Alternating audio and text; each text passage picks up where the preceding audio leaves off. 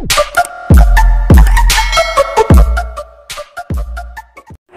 mga master! Welcome back again to our channel. Panibagong araw, panibagong kabanata na naman ang pagsamasamayin natin ngayong araw na ito. At kung bago ka sa ating channel, pag-click ang subscribe button and hit the notification bell para updated kayo sa ating mga susunod na videos. So mga master, bago natin simulan ang ating kabanata ngayong araw na ito, huwag po sana natin skip yung ads mga master, no, dahil malaking bagay na po yan sa ating munting channel. So simulan na natin kabanata ngayong araw na ito. Let's go! Kabanata 1191 hanggang 1210. Kabanata 1191. Pagkatapos ubusin ang elixir, ang true energy ni James ay napalakas ng husto. Agad itong pumasok sa spiritual gate sa kanyang ulo at tumawid sa summit. Tatlong bulaklak ang namumulaklak sa summit. Ang tatlong walang hugis na bulaklak ay nabuo gamit ang kapangyarihan ng true energy, blood energy, at spiritual power. Sa sandaling iyon, ang lahat ng true energy, blood energy, at spiritual power ni James ay lubos na napalakas. Narating niya ang isang hindi maisip na kaharian. Sa pagkakaalam ni James, kung maabot niya ang kaharian na ito bago ang edad na 100, ang proseso ng kanyang pagtanda ay titigil sa loob ng susunod na ilang dekada. Huminga siya ng malalim. Paano hindi ka panipaniwala? Ang kanyang enerhiya ay hamupa, at ang walang hugis na bulaklak sa kanyang ulo ay nawala. Hindi agad inubos ni James ang isa pang elixir. Dahil hindi pa rin matatag ang kanyang true energy, kailangan niyang patatagin ito at ang kanyang kaharian. Sa unang palapag ng Villa, tumingin si Luke John Owen at ang 12 Zodiacs sa direksyon ng ikalawang palapag. Ang lakas ng aura, nagulat ang 12 Zodiac. Saglit na natigilan si Luke John bago nakangiting sinabing, nakarating na siya sa summit. Isang huling spiritual gate na lang ang natitira sa kanyang paraan para makalusot siya sa ikapitong ranggo. Kayang gawin ito bago umabot sa edad na 30. Mas malakas siya kaysa kay Callan noong 1 siglo. Sa sandaling iyon, nakahinga ng maluwag si Luke John. Nakahinga siya ng maluwag na niligawan niya si James sa tabi niya at si Thomas ay nasa estado ng pakikipagtulungan sa Gusect sa lahat ng ito. Kung hindi, si James ang magiging pinakamalaking hadlang sa kanyang paraan. Hindi alam ni James na napansin na pala siya ng iba sa baba na gumagawa ng breakthrough. Sa anumang kaso, wala rin siyang pakialam. Sinimulan niyang patatagin ang true energy. Pagkaraan ng isang araw, ang kanyang true energy ay ganap na naging matatag. Pagkatapos, inilabas niya ang maliit na bote na ibinigay sa kanya ng kanyang lolo. May 2 elixir pa sa loob. Bukod sa asol na elixir na sinabi sa kanya ng kanyang lolo, may isa pang puti sa loob. Alam niya na malamang na alam ng kanyang lolo na nakagawa siya ng tagumpay sa ika-6 na ranggo. Kaya naman nagsumikap siya para makuha ang 3 elixir na makakatulong sa kanya na makapasok sa huling 3 spiritual gates at maabot ang ika-7 ranggo. Dahil wala na siyang gamit para sa puting elixir, maingat niyang inimbak ito. Pagkatapos, kinuha niya ang asol na elixir. Gayunpaman, hindi niya agad inubos. Iyon ay dahil hindi pa niya naramdaman ang lokasyon ng kanyang spiritual gate. Noong nakikipag-usap siya sa mga matatanda ng Mount Thunder sect sa tuktok ng Mount Thunder, sinabi nila sa kanya na ang iba-iba ang spiritual gate ng bawat martial artist. Iminungkahi nila na umupo siya sa isang lotus na posisyon at tumutok. Gayunpaman, kahit anong pilit niya, hindi niya maramdaman ang lokasyon ng huling spiritual gate. Hindi kaya, kulang pa rin ako sa true energy. Nararamdaman ko na lang ba ito pagkatapos kong ubusin ang elixir na ito? Bulong ni James. Pagkatapos ng maikling pag-aalinlangan, nilunok niya ang elixir. Sa sandaling kainin niya ito, naramdaman niya ang isang bola ng apoy na bumubulusok sa buong katawan niya mula sa kanyang lalamunan. Binalot ng matinding sakit ang kanyang mukha, at hindi niya maiwasang mapaiyak sa sakit. Anong kapangyarihan? Natigilan siya. Hindi niya maisip kung paano napino ng kanyang lolo ang napakalakas na elixir. Kung tutuusin, sa kabila ng pagiging bihasa sa sining ng medisina, siya mismo ay hindi niya magawa kahit anong pilit niya. Huminga siya ng malalim at pinakalma ang sarili. Pagkatapos, sinimulan niyang i-absorb ang init sa loob ng kanyang katawan at ginawa itong true energy. Sumabog ang kanyang aura. Sa foyer sa ibaba, natigilan si Luke John at ang 12 Zodiacs. Nakakatakot ang aura. Lalagpasan ba niya ang huling spiritual gate? Ito ay kahanga-hanga. Kung magtagumpay siya, siya ang magiging pinakabatang 7th rank martial artist na mayroon kami sa loob ng maraming siglo. Ang video na ito ay edited by Urban Storytelling. Kabanata 1192. Pupunta siya sa kasaysayan bilang pinakabatang individual na umabot sa ikapitong ranggo. Natigilan sila sa aura na nagmumula sa itaas, na napakalakas kaya mararamdaman ito ng lahat sa loob ng villa. Umalis. Utos ni Lukjan. Hindi na kaya ng villa ang kanyang aura. Malapit nang gumuho ang gusali. Pagkatapos, lahat ng nasa loob ng villa ay nagmamadaling umatras sa isang bakanteng lupain ilang daang metro ang layo. Sumabog ang true energy ni James. Sa maikling panahon, nakakuha siya ng cultivation base na aabutin ng isang dekada para makamit ng iba. Ang true energy ay pumasok sa kanyang mga paa at nagpalusot sa kanyang laman. Sa sandaling iyon, naramdaman ni James ang isang puyo ng tubig na sumisipsip ng kanyang true energy sa isang nakakatakot na bilis sa talampakan ng kanyang mga paa. Ay ito na ba ang huling spiritual gate ng aking katawan? Natigilan si James. Bagamat alam niyang may panghuling spiritual gate, nabigla pa rin siya nang maramdaman niya ito. Lumabas ka, sumigaw si James habang pinapa-catalyze ang true energy. Parang tidal wave, dumaloy ang true energy niya sa buong meridian niya hanggang sa talampakan niya. Nabasag ang puyo ng tubig. Boom! Nang mga sandaling iyon ay mula sa loob ng katawan ni James ang tunog ng pagsabog. Pagkatapos, tumagas ang malakas na enerhiya. Dumagundong. Ang gusali, hindi na makayanan ang kanyang malakas na aura, ay gumuho sa isang tumpok ng mga durog na bato. Nakaupo si James sa tumpok ng mga durog na bato sa isang lotus position. Sa sandaling makapasok siya sa spiritual gate, pumasok siya sa isang kakaibang estado. Ang imahe ng sword moves ng 13 heavenly swords ay lumitaw sa kanyang isipan. Boom! Pagkaraan ng ilang oras, ang tumpok ng mga durog na bato ay yumanig, at isang figure ang dumating sa kalangitan. Halika, espada! Nakatayo sa himpapawid, inabot ni James, at isang espada ang pumailan lang sa kalangitan. Hinawakan ni James ang Blade of Justice at nagtanghal. Ang 13 makalangit na espada. Sa sandaling iyon, ang tunay na enerhiya sa loob ng kanyang katawan ay napakalakas na pakiramdam niya ay sisabog na sa kanyang katawan. Kailangan niyang magpakawala ng singaw. Swoosh! Ang makapangyarihang sword energy ay sumambulat. Sa sandaling iyon, 3 sword energies ang sumayaw sa ritmo sa pagdaan ng Blade of Justice. Ang nakakatakot na aura nila ay mararamdaman mula sa malayo. Ano? Ilang daang metro ang layo. Natulala si Lukjan, ang 12 Zodiacs, Bryce, at ilang mga tauhan ni Lukjan. Hindi ba iyan ang 13 langit na espada? Sino ang maglalakas loob na lumapit sa kanya na may sword energies na nagtatanggol sa kanya? Natigilan silang lahat sa sword technique na ginagawa ni James. Pumunta ka. Bahagyang inihilig ni James ang espada, at ang 13 sword energies ay tumawid sa landscape na walang humpay na galit. Boom! Dumagundong ang lupa. Nakatayo sa gitna ng hangin, natigilan si James nang makita ang pagkawasak na dulot ng sword energies. Kahit na nagsimula pa lang siyang linangin ang 13 langit na espada, pumasok siya sa isang estado ng true insight at natutunan ang lahat ng dapat malaman tungkol sa 13 heavenly swords sa sandaling makapasok siya sa huling spiritual gate. Bukod dito, pagkatapos maabot ang ipitong ranggo, ang kanyang true energy ay lubos na naboost, na nabuo ang 13 sword energies ng madali. Huminga ng malalim si James. Nakarating na ako sa ikapitong ranggo. Sa aking empowered 13 heavenly swords, hindi ako magagapi laban sa lahat ng tao sa mundong ito maliban sa ikawalong ranggo na martial artist. May kumpiyansa ng ngiti sa mukha ni James. Ang video na ito ay edited by Urban Storytelling. Kabanata 1193. Malaki ang power disparity sa true energy sa pagitan ng 6th rank at 7th rank martial artist. Tiwala si James na kaya niyang talunin ang sinumang nasa ibaba ng ikawalong ranggo. Bumaba siya mula sa langit at tuluyang lumapag sa lupa. Isang grupo ng mga tao ang naglakad palapit sa kanya. Nangunguna si Lukjan, na nakangiting sinabi, "Congratulations, James. Nagawa mong maabot ang ikapitong ranggo sa murang edad.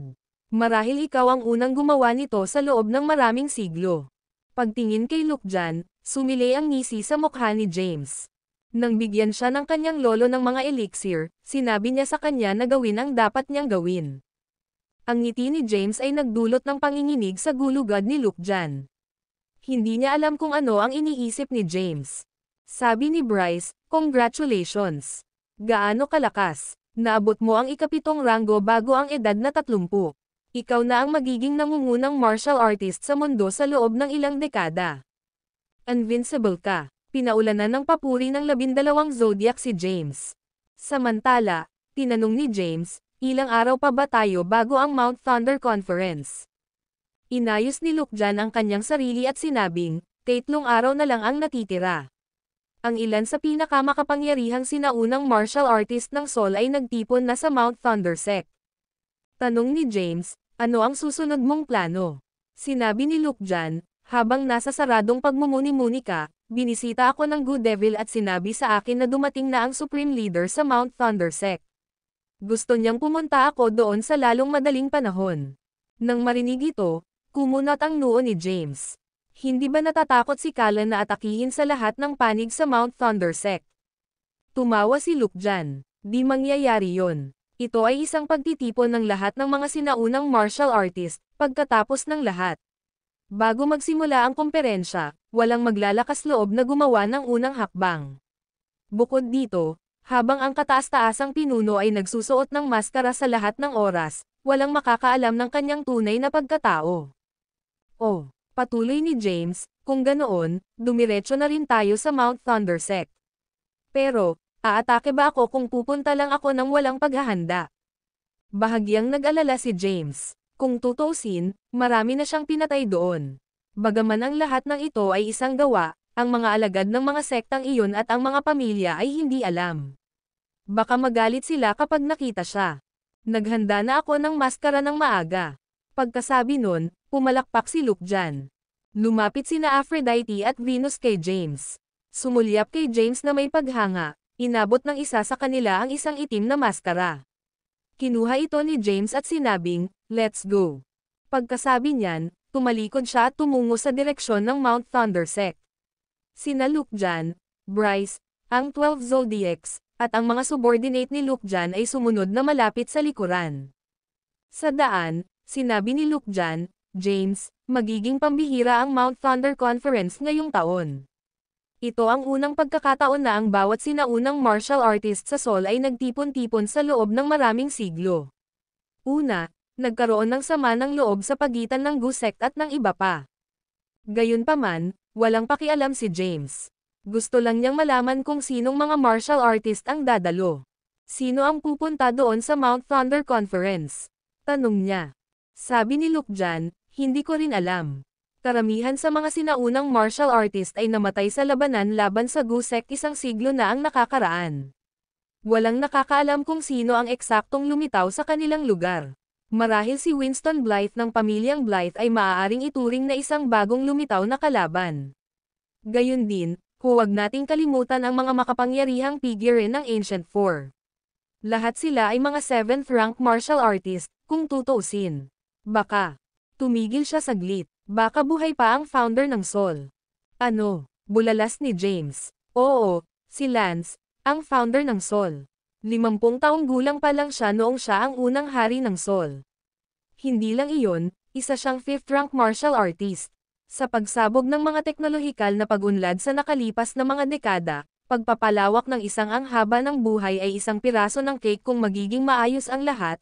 Siya ay nasa 150 taong gulang sa taong ito, hindi siya dapat maging problema para sa kanya. Ma'am, bahagyang tumanggaw si James. Ang video na ito ay edited by Urban Storytelling. Kabanata 1194. Hindi niya kailanman inaalala ang kanyang sarili sa hari ng 100 taon na ang nakalilipas. Sa halip, mas interesado siya sa Elite Four by the King's Side Sky, Earth, Wind, and Thunder. Sa pagkakaalam niya, umabot na silang 4 sa ikapitong ranggo isang siglo na ang nakakaraan. Ito ay sa kanilang tulong na ang Sol ay itinatag sa unang lugar. Samantala, si Mr. Lee, ang nasa likod ng hari, ay isang alagad ni Sky. Alam ni James na ang mga sinaunang martial artist ay tao rin. Gayunpaman, sa ilalim ng normal na mga pangyayari, Hanggat ang tunay na enerhiya ng isang tao ay maayos na napanatili pagkatapos maabot ang ikapitong ranggo, madali niyang mapalawig ang tagal ng kanyang buhay anuman ang edad. Maaaring sila ay buhay. Kung sila ay, naabot na nila ang ikawalong ranggo ngayon. May narinig ka na bang balita tungkol sa Elite 4 nanograms unang hari? Bahagyang umiling si Luke dyan. Hindi pa. Pagkatapos ng labanan-laban sa Gusek, sila ay malubhang nasugatan at pumasok sa closed-door meditation. Dapat ay patay na sila ngayon. Nang marinig ito, hindi na nagtanong pa si James. Nagtungo sila sa Mount Thundersect. Tinawid nila ang Ramsdalen Valley at nagsimulang umakyat sa bundok. Bago sila makarating sa tuktok, nakita ni James ang isang babae na nakatayo sa isang bato sa gilid ng bundok. Ang babae ay nakasuot ng puting damit, at ang kanyang mahaba at itim na buhok ay umaagos sa hangin. Nang makita siya, huminto si James at ang iba pa. Lumingon ang babae. Siya ay kaakit-akit at hindi nagkakamali. Si Thea pala. Pagtingin sa grupo ng mga tao ay napako ang tingin ni Thea sa lalaking nakamaskara. Alam niyang si James iyon, ang lalaking hinihintay niya. Noon, pinatay ni James ang maraming sect leaders ng sinaunang martial world at mga patriarch ng mga sinaunang martial family. Hindi siya maniniwala kung hindi niya ito nakita sa harap ng kanyang mga mata. James, nagngangalit ang kanyang mga ngipin, pinandilatan niya ang lalaking nakamaskara. Alam kong ikaw iyon. Nanatiling tahimik si James. Punong-puno ng luha ang mga mata ni Thea. Dapat hindi kita niligtas 10 taon na ang nakalipas. Dahil nagsimula ito sa akin, tatapusin ko ito sa aking sariling mga kamay. Swish! Itinaas niya ang kanyang espada at itinutok kay James. Come at me. We'll fight to the death. Umalangaw-ngaw ang boses ni Thea. Nagkatinginan sina Luke Jan, Bryce, at ang 12 Zodiacs. Looking at James, Luke Jan said, "This is your own business. Mauuna na ako." Pagkasabi niya nun, umalis na siya. Whoosh! Umihip ang hangin, at bumagsak ang nyebe. Nakatingin sa galit na si Thea, napakunot ang kilay ni James. What the hell? Are you trying to make trouble for me, Thea? Sa pag-alis ni Luke Jan at ng iba pa, isang babae ang naglakad pababa ng bundok. Si Maxine iyon. Nakatayo ng ilang daang metro ang layo, tumingin siya kay Thea. Ang video na ito ay edited by Urban Storytelling. Kabanata 1195. Napatingin si Maxine kay Thea na nakaharap kay James. Hindi niya alam kung ano ang ginagawa ni James. Akala niya ay hindi natatawid si James sa linya. Gayunpaman, sa paghusga sa kung gaano karaming mga tao pinatay ni James, hindi siya basta-basta naghahanap ng paraan para makalusot sa Gusek. Kinailangan niyang pilitin. Nagbago na si James. Unang dumating si Thea para hanapin siya para pag-usapan kung ano ang gagawin. Gayunpaman, ngayon, wala siyang ibang pagpipilian kundi ang patayin siya. Masyadong makapangyarihan si James. Walang ordinaryong tao ang maaaring pumatay sa kanya. Si Thea lang ang nagkaroon ng pagkakataon. Nakatayo sa nyebe, tiningnan ni Maxine ang dalawa sa ibaba. Kahit na siya ay composed sa labas, siya ay nakakaramdam ng labis na kaba sa loob. Hindi niya alam kung talagang haharapin ni Thea ang hampas ng kamatayan. Gayunpaman, sigurado siyang hinding-hindi sasaktan ni James si Thea. Nais ni Maxine na ang kabaligtaran ay totoo. Hinihiling niya na sana ay si Thea na lang ang hindi magtiis na saktan si James at si James ang papatay kay Thea. Hindi siya nagpakita sa sarili. Sa halip, tumayo siya sa may hagdan sa labas ng Mount Thundersect at pinanood ang dalawa. James, hindi mo na ba kayang tanggalin man lang ang maskara mo? Hindi mo na kailangang magtago sa likod ng maskara. Magpakalalaki ka at aminin mo ang iyong mga kasalanan, malamig na sabi ni Thea. Tinanggal ni James ang kanyang maskara at ipinakita ang kanyang tunay na pagkatao. Pagtingin niya kay Thea, tinanong niya, ano sa tingin mo ang ginagawa mo? Ako dapat ang nagtatanong sa'yo niyan. Pagkasabi nun, gumawa ng move si Thea. Sa isang kisap mata, humarap siya kay James at tinusok ang katawan nito ng espada. Maaaring umiwas si James. Sa lakas ngayon ni Thea, walang paraan na mapahamak siya nito. Gayunpaman, pinili niyang huwag umiwas. Paatras ng ilang hakbang, bumulwak ang dugo sa katawan niya.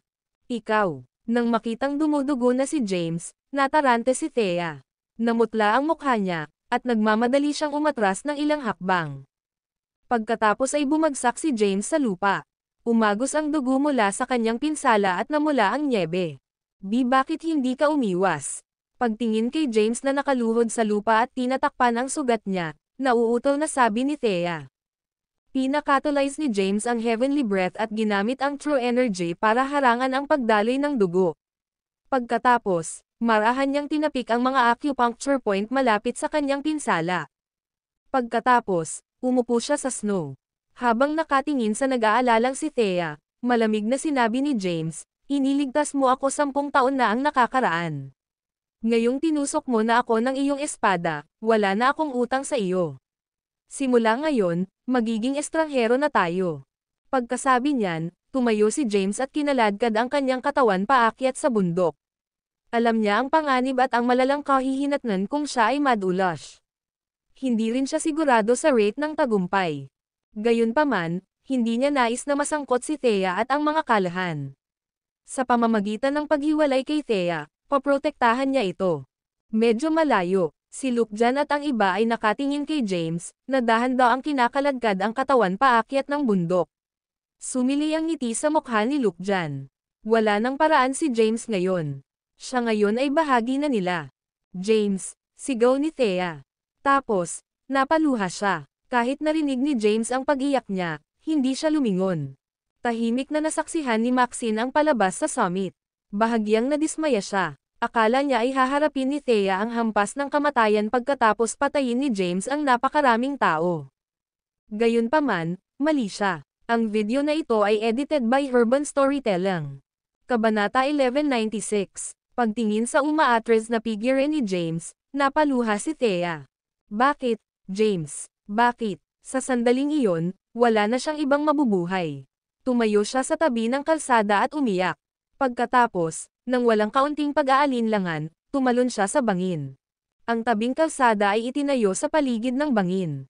Sa isang gilid ay isang matarik na dalasdis, at sa kabilang banda ay isang bangin. Bagamat si James ay tumalikod kay Thea, ang kanyang mga kasanayan sa pandama ay lubos na napalakas matapos maabot ang ika-7 ranggo. Alam niya ang nangyayari kahit na hindi siya lumingon. Sa sandaling tumalon si Thea sa bangin, naramdaman niya agad ito. That idiot, he cursed silently. Pagkatapos, sa isang iglap, lumukso siya sa hangin at bumaba sa matatayog na bangin. Bagamat siya ay isang 7th rank martial artist, hindi niya makontrol ang kanyang true energy ayon sa gusto niya dahil siya ay nasugatan. Dahil dito, hindi niya lubos na nakontrol ang bilis ng kanyang pagbagsak. Gayunpaman, nang makita ang bumagsak na si Thea, wala siyang pakialam sa kanyang mga pinsala. Nakatalyze niya ang true energy at pinabilis. Sa isang iglap, bumaba siya ng ilang metro at humarap kay Thea bago niyakap ito. Kung mag-isa lang siya, magkakaroon siya ng lakas para lumipad pabalik. Gayunpaman, ngayong karga-karga niya ang isang tao sa kanyang mga bisig, kasama ang kanyang mga sugat, hindi na siya makatatalon pabalik. Sa pagbagsak nila, bumagsak ang likod ni James sa dingding ng bangin. Halos mawalan siya ng malay dahil sa matinding sakit. Huminga ng malalim si James. Hindi siya nagpanik. Mabilis niyang nakatalyze ang true energy at ginamit ito para pabagalin ang pagbagsak. Bago pa sila bumagsak sa lupa, ang Blade of Justice sa kanyang kamay ay naglabas ng malakas na sword energy, na tumama sa ibabaw ng lupa. With that, steady na silang nakarating.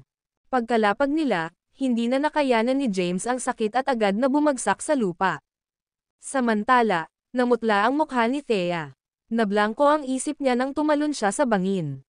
Hindi niya napansin na nakayakap si James sa kanya. Pagkalapag lang nila ay unti-unti niyang naalala ang sarili. Nang makita si James, na umaagos ang dugo sa dibdib, agad siyang yumuko. James. Sinubukan niyang tulungan si James na makatayo. Huwag mo akong hawakan. Namutla ang mukha ni James, at mahinang sinabi niya, kung gagalawin mo ako, hindi ko makontrol ang mga sugat ko. Mamamatay ako kapag nawalan ako ng maraming dugo. Nang marinig iyon, napatigil si Thea. Ang kanyang mga mata ay puno ng luha, at siya ay humingi ng tawad, James. Darling, I'm sorry. I didn't want to do this. But, I have no other choice. Sinabi sa akin ni Maxine na hindi ka namin papayagang magmukmok at ako lang ang makakapidyo sa iyo. Hirap na bumangon si James at naupo sa isang lotus position sa lupa. Sinimulan niyang gawing catalyzing ang paraan ng paglilinang ng pagpapagaling na naitala sa mga medikal na libro. Sa kabutihang palad, nagkaroon siya ng makapangyarihang true energy pagkatapos. Umabot sa ikapitong ranggo. Kung hindi niya nailigtas si Thea habang may injury. Habang ginagamot niya ang kanyang sugat, tumingin siya kay Thea at nagtanong, "Sinasabi mo ba na hiniling sa iyo ni Maxine na patayin ako?" Sinabi ni Maxine na habang nagtataglay ka ng matinding lakas, ako lang ang makakatalo sa iyo. Handa akong wakasan ang sarili kong buhay pagkatapos mong patayin. Pagkasabi niyon, napayuko si Thea sa hiya. Nagsalubong ang kilay ni James. Anong balak ni Maxine? Ang video na ito ay edited by Urban Storytelling. Kabanata 1197. Bakit ako sinusubukang patayin ni Maxine? Nagtaka si James. Naniniwala siya na kakaiba ito sa kanya. Si Maxine ay isang matalinong babae at haharapin ang isang problema sa lahat ng aspeto. Kung kahit si Maxine ay naniniwala na siya ay naging masama, ngunit matagumpay niyang nalinlang ang mundo. Gayunpaman, ibinasura niya ang mga kaisipang iyon. Dapat may iniisip si Maxine. Gayunpaman, hindi niya maisip siya sa sandaling ito. Di darling, please tell me na lahat ng nakita ko ay pawang pagpapanggap lang. Dapat may iba pa, di ba? Napatingin si Thea kay James na nagmamakaawa. Ito ay isang mahabang kwento. Dahil sila lang, sinabi ni James kay Thea ang buong katotohanan. Pagdating sa Mount Thunder Sect, inutusan ako ni Luke Jan na patayin si Jackson Cabral, sect leader ng Mount Thunder Sect. Wala akong choice. Gayunpaman, hindi ko talaga siya pinatay. Dahil alam ko na ang Mount Thunder Sect, na puno ng mga especially iya mula sa Sagu Sect, nag-alok akong makipagtulungan kay Jackson pagkatapos niyang talunin siya. Isinalaysay ni James ang sunod-sunod na mga pangyayaring naganap. Nang marinig ito, natuwa si Thea. Alam niyang mabuting tao si James. I'm sorry sa ginawa kong kasalanan sa'yo. Say, salamat sa iyo, nasira ang plano ko. Huminga ng malalim si James pagkatapos, sinimulan niyang gamutin ang kanyang mga sugat. Matapos mabutas ng espada ni Thea ang kanyang mga organo, nabitin na ngayon ang kanyang buhay sa isang sinulid. Patay na sana siya kung hindi siya umabot sa ikakatang ranggo. Lumala rin ang kanyang mga sugat matapos tumalon sa bangin para iligtas si Thea.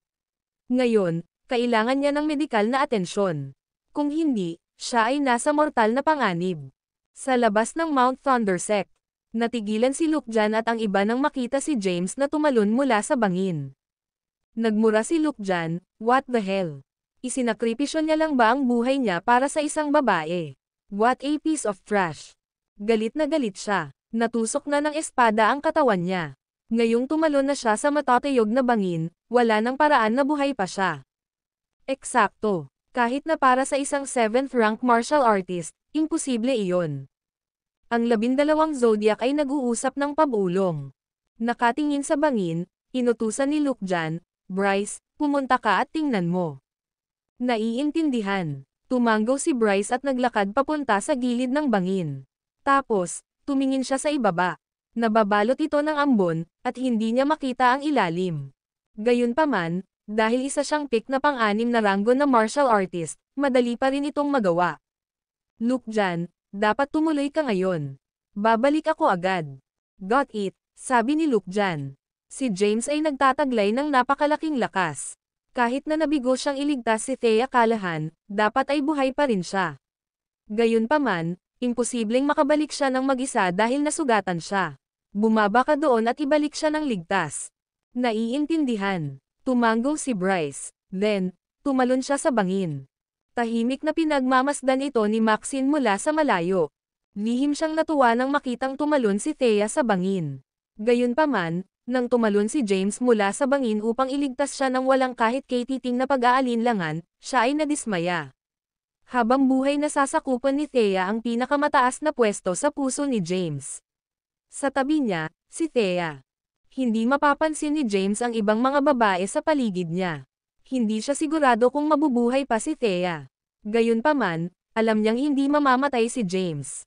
Pagkatapos ng lahat, si James ay nagtataglay ng lakas na madaling talunin ang mga sinaunang martial artist. Bumantong hininga siya at umakyat sa bundok. James. Habang ginagamot ni James ang kanyang mga sugat, narinig niyang may tumawag sa kanya. Nagdilim ang mukha niya. Nandito ba ang mga tauhan ni Luke dyan? Nang marinig ang boses, binigyan siya ng assurance ni Thea, huwag kang mag-alala. Wala akong sasabihin sa kanila. Huminga ng malalim si James at sinabing, isa yan sa mga pinagkakatiwalaan ni Luke dyan. He's a peak 6th rank martial artist. Watch out not to reveal yourself.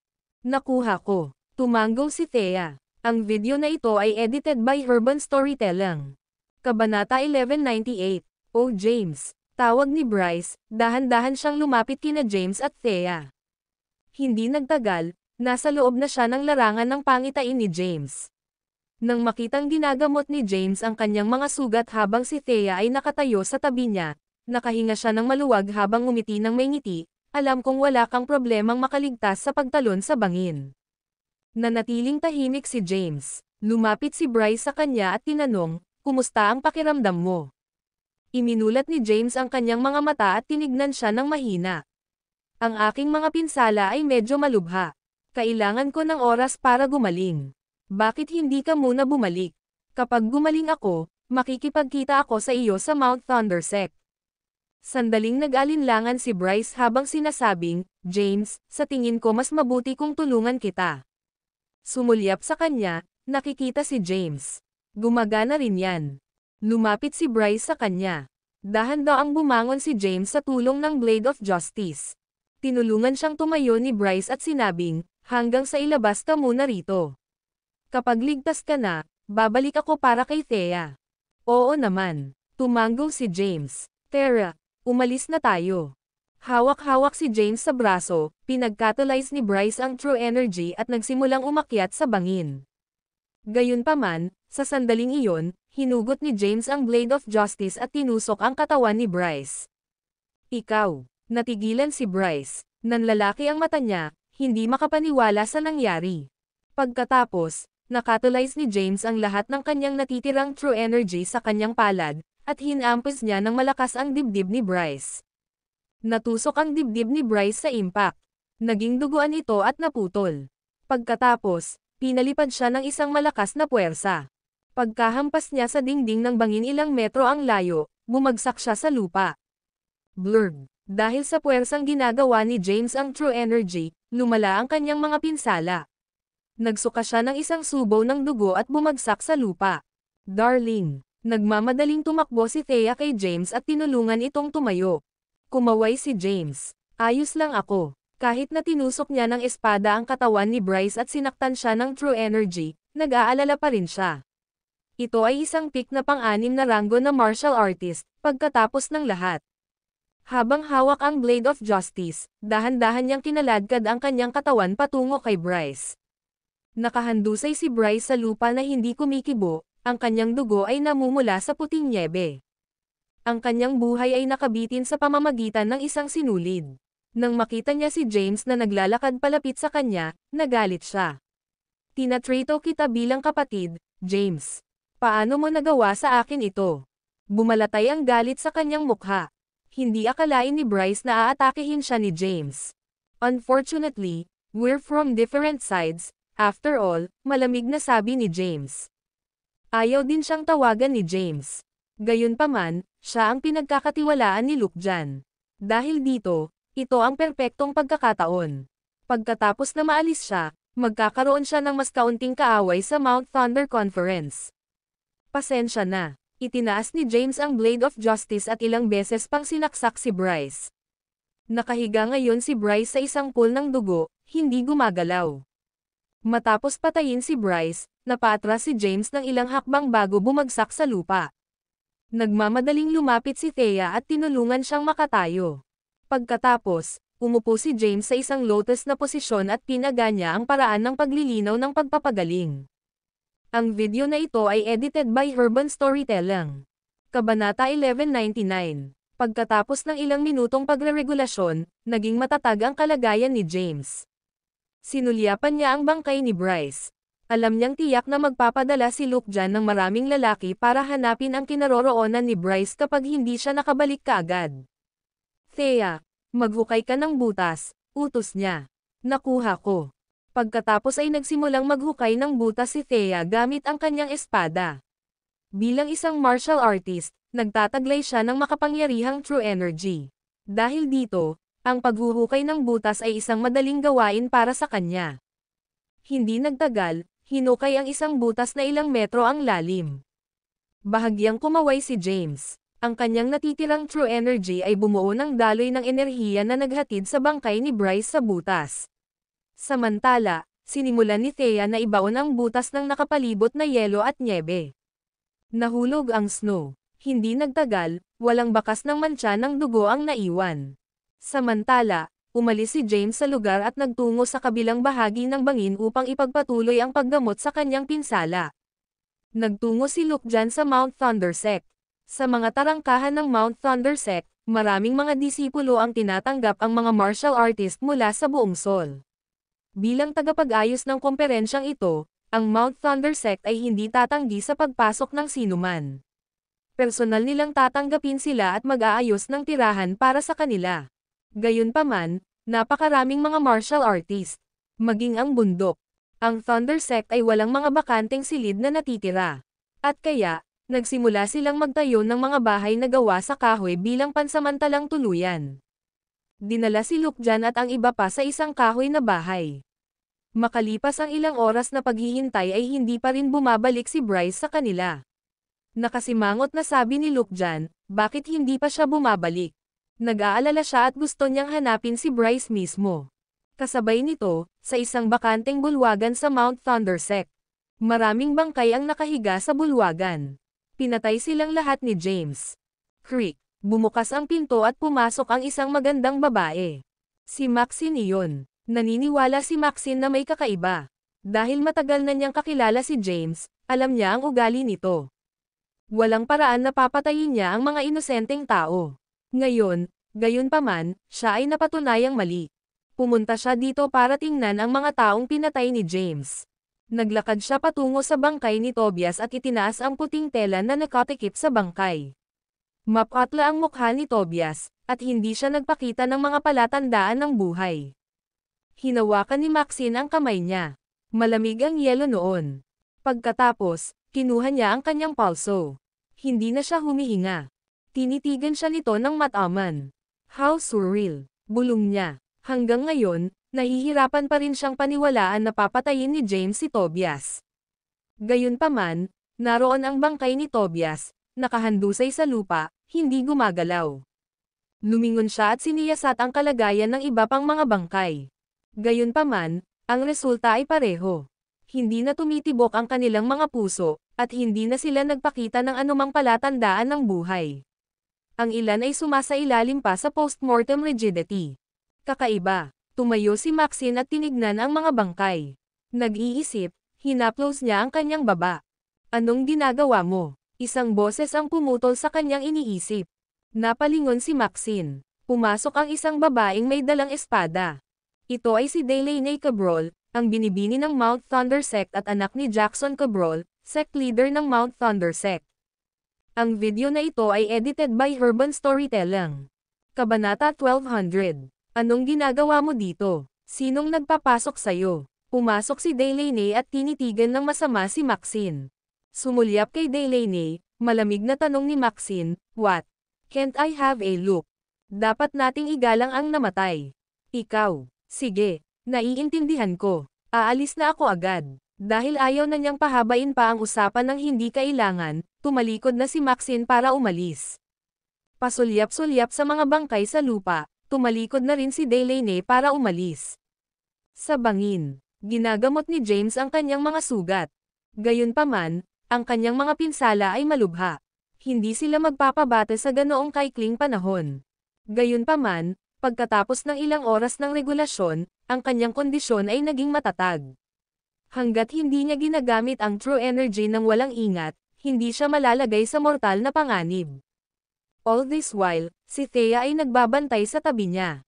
Alam ni Thea na siya ay malubhang nasugatan. Sa sobrang sama ng loob niya, Nanatili siyang tahimik. James. Isang boses ang dumating. Binuksan ni James ang kanyang mga mata. Isang matandang lalaki ang nakatayo sa harapan niya. Bakit ka nandito? Tumingin si James kay Luke-Jan at nagtanong. Nakangiting sabi ni Luke-Jan, nag-alala ako na baka nasa panganib ka. Kaya nga bumaba ako dito para hanapin ka. Pagkasabi niya nun ay nilaybot niya ang paningin sa paligid. Gayunpaman, wala siyang mahanap na bakas ni Bryce. Tanong niya, by the way, I asked Bryce to come down here and look for you. Gayunpaman, lumipas na ang mga oras, at wala pa rin siyang palatandaan, nakita mo na ba siya? Bumaba siya para hanapin ako. Natigilan si James habang nagtanong, totoo ba iyon? Ano, hindi ba? Saglit na natigilan si Luke-Jan. Umiling si James at sinabing, I've been here treating my injuries all this while. Bryce never came. Dumilim ang mukha ni Luke-Jan, at tinitigan niya si James. Nagsasabi ka ba ng totoo? Oo, tumango si James. Sinuportahan ang sarili gamit ang Blade of Justice, nahihirapan siyang bumangon. Gayunpaman, sa sandaling tumayo siya, lumala ang kanyang kondisyon, at umagos ang dugo mula sa kanyang pinsala. Nagmamadaling lumapit si Thea at tinulungan si James na makatayo. I'm sorry, darling. Kasalanan ko ang lahat. Hindi kita dapat inatake. Bahaging kumaway si James. Tinitigan ni Luke-Jan si James. Basag-basag ang kanyang damit, at makikita ang dugo sa kanyang likod. Siguradong nasugatan niya ang sarili habang tumatalon sa bangin. Kakaiba. Saan pumunta si Bryce? Naguguluhan siya. Isinasantabi ang mga iniisip na iyon, lumapit siya kay James at sinabing, pag-uusapan natin ito pagkatapos nating marating ang Mount Thundersect. Pagkasabi nun, hinawakan niya pareho sina James at Thea at pumailang lang sa langit. Maya-maya, nakarating na sila sa taas. Dinala sina James at Thea sa Mount Thundersect. Sa sandaling dumating si James, agad siyang nakilala ng maraming disipulo na nag-ukit sa kanilang mga espada nang makita siya. James, halimaw ka. Ipaghihiganti ko ang sect leader. Si James ay lumitaw. Hindi nagtagal, kumalat ang balita tungkol sa pagdating ni James, at nagtipon ang mga tao. Daan-daan ang lumitaw sa labas ng mga tarangkahan ng Mount Thundersect at hinarangan ang landas ni James. Tiningnan ni Luke-Jan ang mga tao at medyo nasabi, hindi pa nagsisimula ang komperensya. Gayunpaman, lahat kayo ay sabik na patayin siya. Ipapaalam ko sa inyo na lalaban ako hanggang sa mapait na wakas. Lumapit si Donovan Blythe at sumigaw, alam kong gusto mong patayin si James para ipaghiganti ang mga sect leaders ninyo. Gayunpaman, 2 araw na lang gaganapin ang conference. Hindi na natin kailangang madaliin ang mga bagay-bagay. Kapag nagsimula na ang conference, kaya nating patayin si James ng patas sa arena at ipaghiganti ang ating mga sect leaders. Ang isa pang kilalang sinaunang martial artist ay humakbang at nagsabi, eksakto. 2 araw na lang ang natitira. Hindi na kailangang madaliin ang mga bagay-bagay. Huwag ka munang mamatay, James. Ako ang unang maghahatid ng hustisya sa araw ng komperensya, pagsumpa nila. Samantala, dinala ni Luke-Jan si James sa kanyang kasalukuyang tinutuluyan. Nandoon sina Aphrodite at Venus at aalagaan siya. Pagkalabas ng silid, nakita niya ang 12 Zodiacs at sinabing, nawala si Bryce. Gusto kong pumunta sa ilalim ng mga bangin at hanapin ang bawat sulok. Mag-ingat na suriin ang bawat lokasyon. Ang video na ito ay edited by Urban Storytelling. Kabanata 1201. Sa pamamagitan lamang ng isang solong kahoy na kama at isang manipis na kumot, walang ibang kasangkapan sa loob ng pansamantalang itinayong kahoy na bahay. Nagtanggal si James ng damit at humiga sa kama. Pagkatapos ay maingat na ginamo ni Thea ang mga sugat sa kanyang likod, na dulot ng pagtama sa dingding ng mga bangin. Ito ay isang dagwang gulo. Kahit ang kalansay ay makikita. Sa kabutihang palad, si James ay isang ikapitong ranggo na martial artist, at kaya niyang kontrolin ang daloy ng dugo na umiikot sa loob ng kanyang katawan. Karamihan sa mga ordinaryong tao ay matagal ng patay. Ganoon pa man, napapangiwi siya sa tuwing nakikiramdam si Thea sa kanyang mga sugat. Hindi nagtagal, bumalik si Luke-Jan. Nang makita ang mga sugat sa likod ni James, nagtanong siya, "Are you okay, James?" Nagnganga ang ngipin ni James. "Well, buhay pa ako." Sa pagkakataong iyon, Inabot ni Aphrodite at Venus kay Thea ang isang mainit na tuwalya. Kinuha ito ni Thea at sinimulang kuskusin ang likod ni James ng maingat. Samantala, inilabas ni Lukjan ang isang maliit na puting bote at sinabing, mayroon akong pulbos dito. Magaling itong magpagaling ng mga panlabas na pinsala. Kinuha iyon ni Thea at dahan-daang idiniin sa likod ni James. Pagkatapos, binalutan niya ang mga ito. Pagkatapos noon ay inalalayan niyang tumayo si James at tinulungan itong magbihis. Hayaan mo akong kunin ang iyong pulso, sabi ni Lukjan. Okay. Inabot ni James ang braso niya. Kinuha ni Lukjan ang kanyang pulso. Pagkaraan ng ilang sandali, sinabi niya, James, ang iyong mga pinsala ay malubha. Hindi mo magagamit ang true energy nang walang ingat mula ngayon. Kung hindi, walang makakapagligtas sa iyo.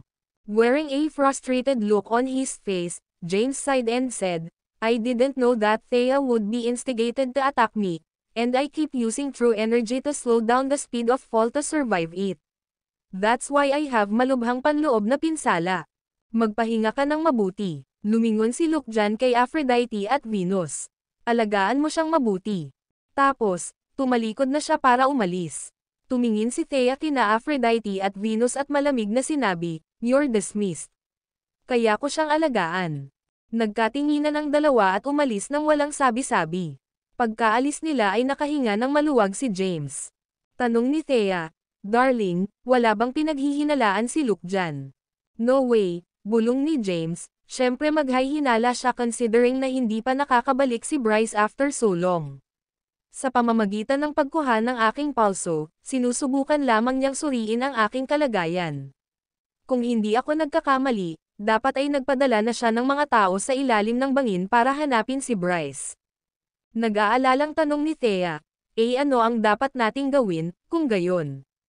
Kumaway si James, no need to worry, may snowstorm sa labas, dapat lahat ng bakas ay natatakpan ng makapal na snow. Baka wala na siyang mahanap.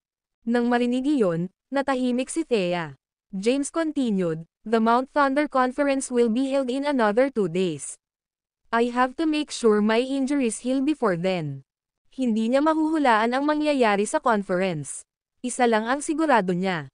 Upang maging dakilang Grandmaster, lahat ay lalabas ng todo. Kinailangan niyang ibalik ang kanyang lakas at lumaban sa peak form sa conference. Gayunpaman, kinailangan niyang magpanggap na nasaktan siya ng husto.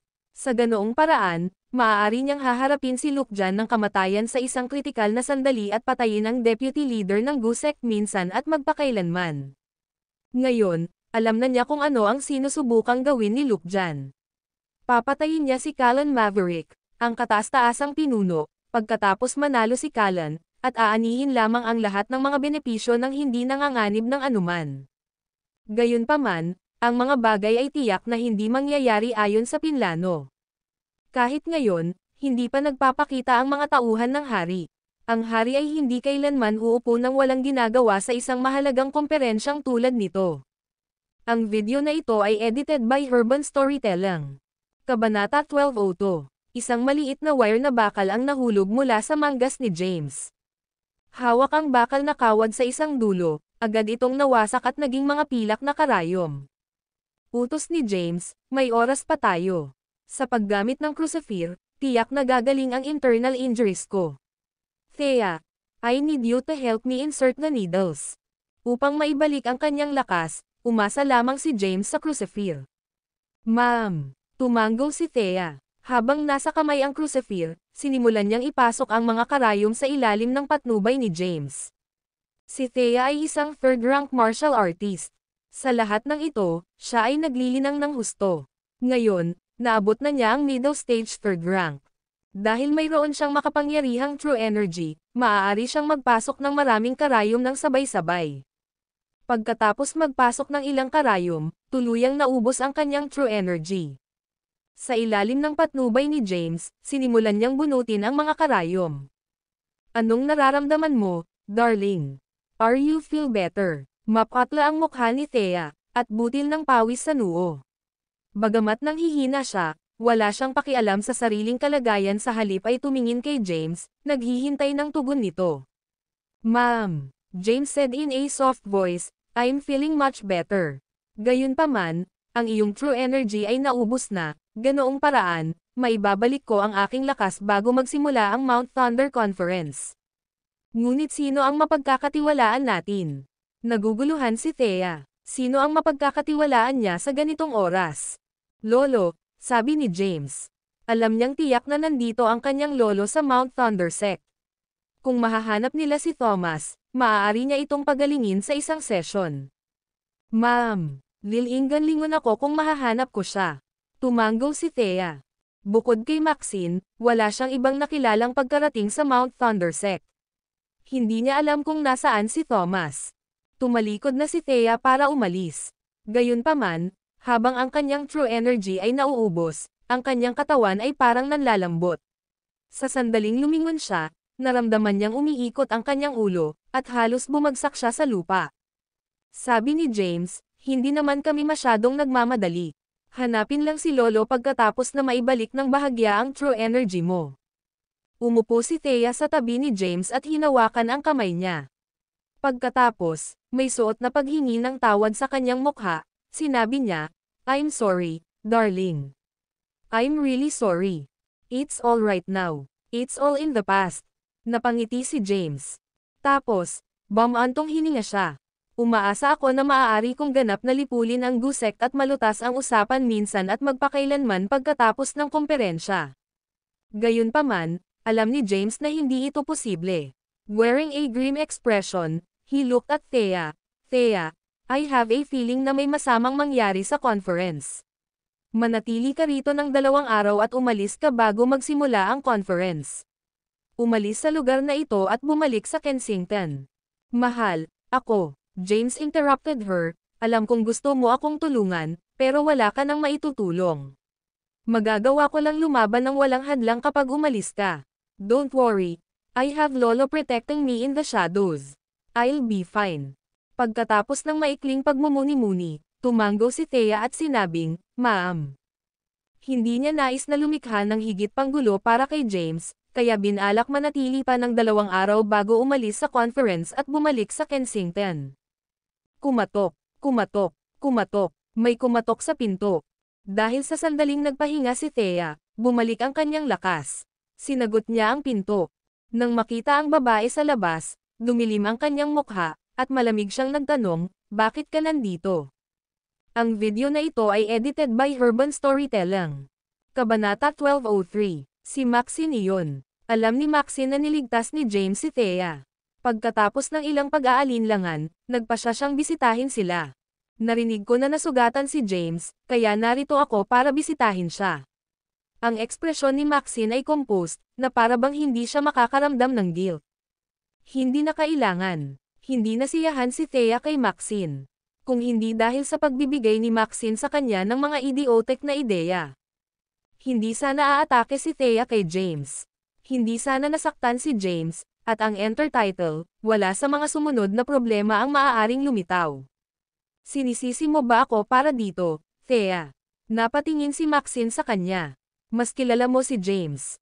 Kung hindi natin siya papatayin ngayon, ibabalik niya ang Mount Thunder Conference. Marami ang mamamatay sa pamamagitan ng mga kamay ng gusek. Matitiis mo bang panoorin si James na bumaba sa kasamaan? Ano ang kaibahan mo kay Thomas Caden ilang dekada na ang nakalipas? Kahit anong gawin niya, mananatili ako sa tabi niya magpakailanman. Slam. Pagkasabi niya nun ay sinara na ni Thea ang pinto. What the hell? Kumunat ang noo ni Maxine. Iba na talaga si Thea ngayon. Puwid ba? May naisip si Maxine. Bumalik si Thea sa kwarto, at narinig ni James ang usapan nila. Lumapit ito sa kanya at sinabing, si Maxine pala. Oo, narinig ko siya. Bahagyang tumanggo si James. Ito ay isang kritikal na sandali. Naniniwala siya na pinakamahusay na hindi makipagkita kay Max bago ang Mount Thunder Conference. Nang matapos ang komperensya, tatanungin siya nito at mauunawaan kung bakit siya nagudyok kay Thea na atakihin siya. Kumatok, kumatok, kumatok. Thea, buksan mo ang pinto. Buksan mo ang pinto, James. Alam mo ba kung ano ang iyong ginawa? Ilan pa ba ang balak mong patayin? Patuloy na kumakatok si Maxine. Gayunpaman, nanatiling nakasara ang pinto. Matapos mag-iwan ng ilang tanong, tumalikod na si Maxine para umalis. Samantala, nagkatinginan sina Aphrodite at Venus na nagbabantay. Pagkatapos, umalis ang isa sa kanila at nagsumbong kay Lukjan tungkol sa nangyari. Nang matanggap ang ulat, sinabi ni Lukjan, "Naiintindihan ko. Panoorin ng mabuti si James bago magsimula ang Mount Thunder Conference. Gusto kong iulat mo sa akin ang bawat individual na nakakausap niya." Naiintindihan. Sa loob ng kwarto ni James. Nagpapahinga si James. Nasa tabi niya si Thea, minasahe ang mga balikat. Nanatili ang dalawa sa loob ng kwarto ng ilang oras. Umalis lang si Thea para hanapin si Thomas pagkatapos ng paglubog ng araw. Kasabay nito, sa silid ni Lukjan. Nagbalik na ang 12 zodiac. Mr. Owen, ilang oras na kaming naghanap sa ilalim ng bangin. Gayunpaman, wala kaming nakitang bakas ng kinaroroonan ni Mr. Quest, at wala rin kaming nakitang kakaiba. Nang marinig ito, naging malungkot ang ekspresyon ni Lukjan. Si Bryce ay sinusundan siya ng maraming taon. Siya ay isang tapat na subordinate na hindi kailanman aalis sa kanyang tabi nang hindi nagpapaalam sa kanya. Tsaka nakita niya ng sarili niyang mga mata si Bryce na bumababa sa bangin.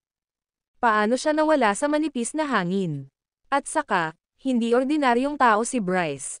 Siya ay isang pick na pang-anim na ranggo na martial artist na nakabisado ang Shaolin Signature Martial Arts Skill. Kahit na ang isang 7th rank martial artist ay hinding-hindi makakapatay sa kanya nang hindi nag-iiwan ng kahit isang bakas. Saan siya nagpunta? Anong nangyari? Si Lukjan ay may suot na mataimtim na ekspresyon. Baka ba ako ay tinutumbok ng isang 8th rank martial artist? Hinala ni Lukjan si James. Gayunpaman, masyadong matindi ang mga pinsala ni James. Hindi man lang niya makatalyze ang true energy, pati na ang pagpatay kay Bryce. Ano ang dapat nating gawin ngayon, Mr. Owen? Malapit na ang Mount Thunder Conference. Kailangan nating magpatuloy ng may pag-iingat sa panahong ito. Naiintindihan. Ang video na ito ay edited by Urban Storytelling. Kabanata 1204. Sige na, dismiss ka na. Hahanapin ko ang Supreme Leader. Bahagyang kumaway si Lukjan, at tumalikod na ang 12 zodiac para umalis. Matapos mag-isip sandali, tumalikod na rin si Lukjan para umalis. Sa likod ng bundok ng Mount Thunder Sect, maraming manor ang tinitirhan ng mga kilalang martial artist ng sinaunang martial world, at dumating si Lukjan sa isa sa kanila. Nakatayo sa harap ng gate ang 8 lalaking nakamaskara na nakasuot ng itim na damit. Ilagay ang pamagat, Deputy Leader, magalang nilang bati kay Lukjan.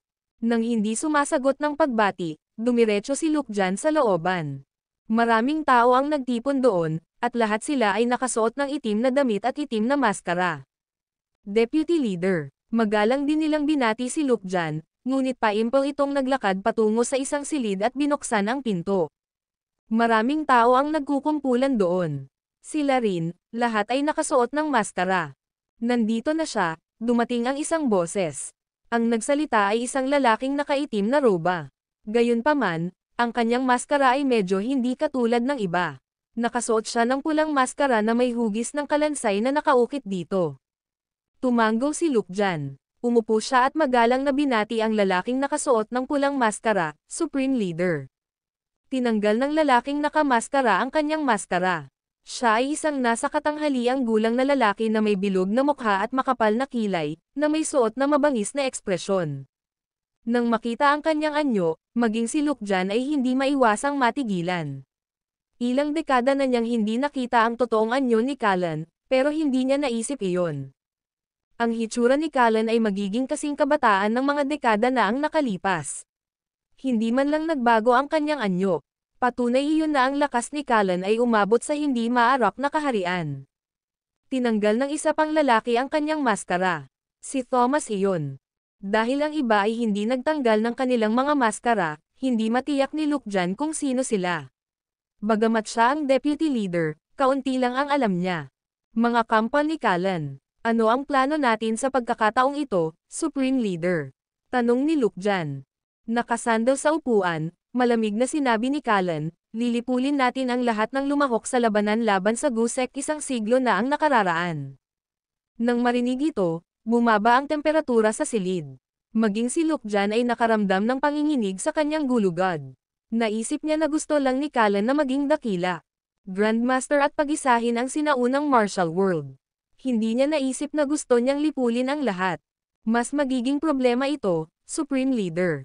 Nakasuot ng malungkot na ekspresyon, sinabi ni Luke Jan, habang ang mga sekta ay nagpapanumbalik ng kanilang lakas sa nakalipas na siglo, marami na ngayong makapangyarihang martial artist sa buong bansa. Maging ang pamilya Blythe ay may ika-8 ranggo na martial artist. Naniniwala akong hindi lang siya sa Sol. Hindi mo kailangang mag-alala, nagtiwala si Callan. By the way, may naalala si Luke Jan, sinubukan ni Thea na patayin si James. Matapos mabaygo ang pagpatay, tumalon siya sa bangin. Tumalon din si James sa bangin para iligtas siya. Ipinadala ko si Bryce upang hanapin sila, ngunit hindi na siya bumalik, at wala akong makitang anumang bakas sa kanya. Isinalaysay ni Luke Jan ang sunod-sunod na mga pangyayaring naganap kay Callan. Supreme Leader, isa itong pinakamataas na 6th rank martial artist na pinag-uusapan natin. Paano siya nawala sa manipis na hangin ng ganoon lang? Inaasahan ko na tayo ay tina-target na ng ilang makapangyarihang tao. Nang marinig ito, kumunat ang noo ni Thomas at nagtanong, kamusta na ngayon si James? Sabi ni Luke Jan, okay naman siya sa ngayon. Nagkaroon siya ng ilang internal injuries, pero kailangan lang niya ng oras para gumaling. Pupunta ako upang tingnan. Tumalikod na si Thomas para umalis. Pagkaalis niya, sinabi ni Luke Jan, Supreme Leader, si Thomas ay isang Kaden, isa sa Ancient Four. Maaasahan ba siya? Tinabi ito ni Callan. No need to worry. Kailangan mo lang maghintay ng matyaga. Kapag nagsimula na ang Mount Thunder Conference, itulak si James sa gitnang lugar at maakit ang atensyon ng lahat. Lilipulin ang lahat ng umaatake sa kanya. Ang video na ito ay edited by Urban Storytelling. Kabanata 1205. Kumunat ang noo ni Luke Jan. Taos-puso niyang hinahangad na makuha si James sa kanyang panig at hindi kailanman naisip na samantalahin siya. Gayunpaman, dahil ang kataas-taasang pinuno ang nagbigay ng utos, hindi niya ito mapabulaanan. Tumanggo lang siya at sinabing, "Got it. Sige, malaya ka nang umalis." Kumaway si Callan. Tumayo si Luke Jan at umalis. Pagkalabas ng patio, isinuot ni Thomas ang kanyang maskara at hinanap si James. Ilagay ang pamagat. Pagdating niya sa pintuan ng kahoy na bahay na kinaroroonan ni James, hamarang sina Aphrodite at Venus. Sino nandyan? Napatingin si Thomas sa dalawa. Bagamat nakamaskara siya, duguan ang kanyang mga mata, na para bang pag-aari ng isang demonyo. Sa isang simpleng sulyap, si Aphrodite at Venus ay nakaugat sa lugar, natulala. Pagkatapos, binuksan ni Thomas ang pinto. Nakahiga si James sa kama. Nang marinig niyang bumukas ang pinto, naisip niyang si Thea iyon, bakit ang aga mong bumalik? Hindi mo ba nagawang mahanap si Lolo? Ako ito, sabi ni Thomas. Nang marinig ang boses ni Thomas, agad na bumangon si James at napatingin sa lalaking nakamaskara na pumasok sa bahay. Tinanggal ni Thomas ang maskara niya. Lolo, sigaw ni James. Kumaway si Thomas at tumingin kay James, balita ko na sugatan ka. Wala lang. Napangiti ng mapait si James, inutusan ako ni Maxine na patayin ako. Lumapit si Thomas kay James at kinuha ang kanyang palso. Makalipas ang ilang segundo ay kumalas siya sa pagkakahawak. Malala ang mga sugat mo. Ang pagkakaroon ng pinsala bago ang Mount Thunder Conference ay hindi magandang bagay. Itinaas ni Thomas ang kanyang kamay, at ang makapangyarihang true energy ay natipon sa kanyang palad, na pumasok sa katawan ni James. Sa sandaling iyon, naramdaman ni James ang init na bumabalot at umiikot sa buong katawan niya, at mabilis na gumaling ang mga panloob na sugat. Lumipas ang 10 minuto, at tumigil si Thomas. Natigilan si James. Ako ay gumaling. Natigilan, tumingin siya kay Thomas at nagtanong, anong martial art ito, Lolo? Paano gumaling ang mga sugat ko sa napakaikling panahon? Nakangiting sabi ni Thomas, nabasa ko ang medical book na nakuha mo. Ito ay isang healing cultivation method na nakatala dito. Nang marinig iyon, huminga ng malalim si James. Kahit na nilinang din niya ang parehong paraan ng paglilinang ng pagpapagaling, ang mga epekto nito ay hindi kasing epektibo. Napaka-magical. Dahil nagsimula ka pa lamang sa paglinang, kailangan mo pa ng panahon para magkaroon ng insight. Sa hinaharap, tiyak na maaabot mo ang ganoong antas. Umupo si Thomas. Tanong ni James, Ano ang balak gawin ni Callan sa Mount Thunder Conference? Sinabi ni Thomas, paghihiganti, syempre. Gagamitin niya ang pagkakataong ito para lipulin ang lahat ng mga sekta at pamilya na lumahok sa labanan laban sa Gusek isang siglo na ang nakakaraan. Natigilan, nagtanong si James, akala ko ba gusto lang niyang maging Great Grandmaster? Paf, ngumisi si Thomas, bakit siya magiging interesado sa titulong Great Grandmaster? Para sa kanya, ang lahat ng mga sinaunang artista ay maliit na prito lamang. Ngayon, kasalukuyan niyang nililinang ang devilish energy at nagsasaliksik ng mga virus. Kapag nagtagumpay siya, madali siyang makakagawa ng mga makapangyarihang puppet. Walang halaga sa kanya ang mga martial artist na ito. Sa halip na hayaan silang lumaban sa kanya pagkatapos niyang maging Great Grandmaster, sa halip ay samantalahin niya ang pagkakataon at lipulin silang lahat. Huminga ng malalim si James. Nakakakilabot. Ito ay kabaliwan. Magpahinga ka ng mabuti. Pauwi na ako ngayon. Tumayo si Thomas at umalis. Ngayong narinig niya ang tunay na layunin ni Callan, bahagyang nabahala si James. Gayunpaman, nang mapaalalahanan na si Lolo ay nasa tabi ni Callan at iyon. Binalak ni Lukjan na lipulin si Callan at maging supreme leader ng si Gusek mismo. Nakahinga ng maluwag si James. Maya-maya ay bumalik na si Thea.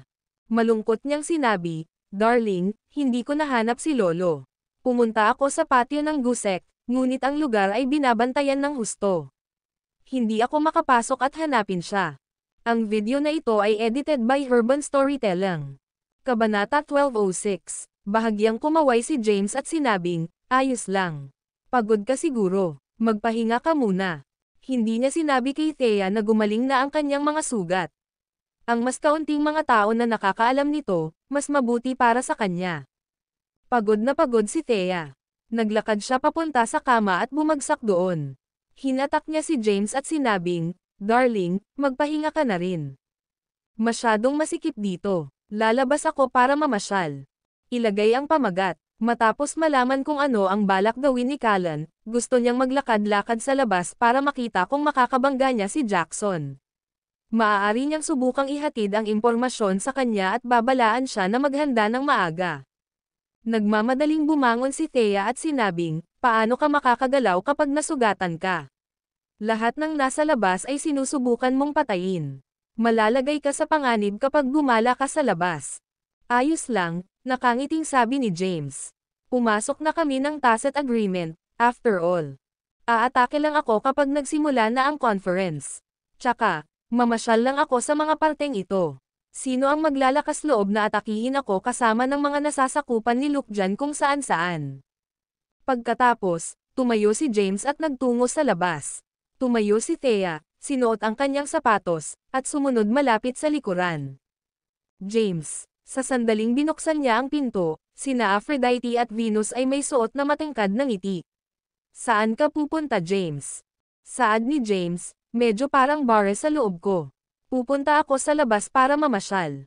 Agad na sinabi ni Aphrodite, "Sinabi sa amin ng deputy leader na nasugatan ka. Hindi lang yan, may mga kaaway sa labas na humahabol sa buhay mo. Naniniwala ako na mas ligtas sa loob ng bahay. Magiging maayos din. Maglilibot lang ako dito." Tumalikod na si James para umalis. Walang choice sina Aphrodite at Venus kundi sundin si James. Umalis si James sa likod ng bundok at naglalakad ng walang patutunguhan sa Mount Thundersec. Nasa tabi niya si Thea, habang nakasunod naman si Aphrodite at Venus sa likuran. "Mamatay ka, James." Isang dagandong ang dumating. Pagkatapos, isang lalaking naghahampas ng espada ang lumapit sa kanila. Nakatayo ilang metro ang layo mula kay James, itinutok ng lalaki ang espada sa kanya at malamig na sinabi, "Ngayon, ipaghihiganti ko ang aking paningin." Nagmamadaling sinangga ni Thea si James. Hindi pinansin ni James ang lalaking nakaharap sa kanyang dinadaanan at tumalikod na lang para umalis. "Wala kang matatakbuhan." Sinugod ng lalaki si James.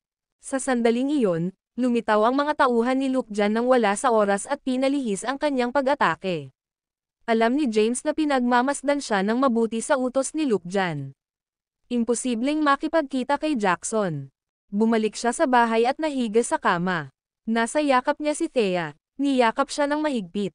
Hindi nagtagal, nakatulog siya. Samantala, nakarinig si James ng kaguluhan na nagmumula sa bubong. Nakakunot ang kanyang mga kilay, marahan niyang binitawan ang pagkakahawak sa kamay ni Thea at naglakad palabas. Pagbukas niya ng pinto, nakita niya sina Aphrodite at Venus. Bago nila siya mapansin, ang kanilang mga acupuncture point ay nataman. Nawalan ng malay, tumayo sila sa harap ng pinto na parang mga estatwa. Pinagmasdan ni James ang paligid. Nang makitang walang tao, tumalon siya sa bubong. Isang lalaking nakaitim na damit at nakasuot ng sombrerong kawayan ang naghihintay sa bubong. Hindi ka madaling mamatay, hindi ba? Inalis ng lalaki ang kanyang sombrerong kawayan at inihayag ang kanyang pagkakakilanlan. Si Jackson iyon. Napangiti si James. Medyo matapang ka na nandito. Ang mga tauhan ni Luke dyan ay nasa lahat ng dako, alam mo ba? Huwag kang mag-alala. Kakaalis lang nila. Ngumisi si Jackson. Alam kong may gusto kang sabihin sa akin. Ano ito? Sinabi ni James kay Jackson ang lahat ng nalalaman niya tungkol sa plano ni Callan. Gustong maghayganti ni Callan. Plano niyang lipulin ang lahat sa Mount Thunder Conference. Samantala, plano ni Luke dyan na tanggalin si Callan at maging mismong Supreme Leader. Maaari kang magdesisyon sa susunod na hakbang ng iyong sarili o talakayin ito sa hari at Mr. Lee. Sa sandaling sinabi niya iyon, tumalon si James sa lupa at pumasok sa bahay. Tapos, kumaway siya. Makapangyarihang enerhiya ang natipon sa kanyang palad at ang mga acupuncture point ni na Aphrodite at Venus ay pinakawalan. Ang video na ito ay edited by Urban Storytelling. Kabanata 1207. Sa tingin ko, hindi sinasadyang nakatulog ako ngayon. Talaga, ganun din ang naramdaman ko. Parang nablangko bigla ang isip ko. Pabuulong silang nag-uusap sa labas, iniisip na saglit na nablangko ang kanilang isipan. Hindi nila alam ang kanilang mga acupuncture point ay nataman, at sila ay ganap na nawala ang lahat ng kanilang mga panda. Pagkabalik sa kwarto, humiga si James sa kama at natulog. Kasabay nito, sa tuktok ng bundok na nababalutan ng nyebe. Thundersect. Ipasok ang pamagat. Ito ang pinakamataas na tuktok sa buong Mount Thundersect. Dumating doon ang isang matandang lalaki na nakasuot ng maskara. Inilibot niya ang paningin sa paligid na parang may hinahanap. Isang panauhin. Isang boses ang umalangaw-ngaw sa buong bundok. Pagkatapos, tahimik na lumitaw ang isang masungit at puting balbas na matandang lalaki. Napalingon ang matandang lalaking nakasuot ng maskara. Dahil nandito ka, hindi na kailangang itago ang iyong hitsura. Pagkarinig nito, tinanggal ng matandang lalaki ang kanyang maskara. Si Thomas iyon. Sa tingin mo ay buhay ka pa, Simon Cabral. Napangiti si Thomas sa matandang lalaki sa harap niya. Ang lalaki ay walang iba kundi si Simon Cabral, Grand Sect Leader of the Mount Thunder Sect at ang Master ng Great Grandmaster, na dati ring pinuno ng sekta isang siglo na ang nakakaraan. 30 taon na ang nakalilipas, narito si Thomas upang tumanggap ng patnubay ni Simon. Sa mahigpit na pagsasalita, ang lalaking nauna sa kanya ay ang kanyang Panginoon. Thomas. Sa pagtingin kay Thomas, ikanaway ni Simon ang kanyang kamay, at isang malakas na puwersa ang tinangay ang nyebe.